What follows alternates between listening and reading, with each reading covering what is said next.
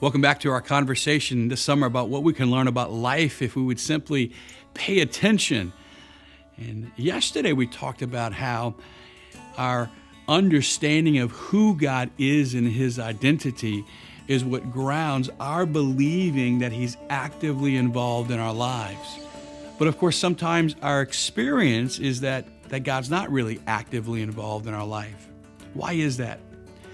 Well, sometimes that's because of God, and sometimes that's because of us or life.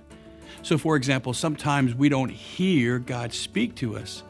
Sometimes that's just because we're living a little noisier than we need to live, and God's voice is competing. Or sometimes it's because in the silence, God is asking us to ask other questions, or He's leading us to other places to find His voice.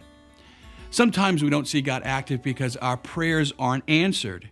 And again, sometimes that's because God perhaps is delaying the gift so that He can move our life in a different direction.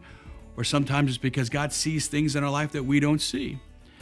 Sometimes God doesn't answer our prayers the way that we intend because He's trying, but perhaps we're not listening to what He's asking us to do and we can't receive the gift that's there. And finally, sometimes we don't feel God. Sometimes that's because God is not going to give us the feeling that we long for. He wants to give us more than that.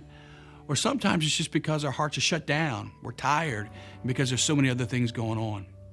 Here's the encouragement. There's lots of different reasons why we might look at our experience and ask ourselves, is God really there? But again, the encouragement today is God is always there because of who He is. And in this fall of 2017, the Catholic Church is ready to take you deeper.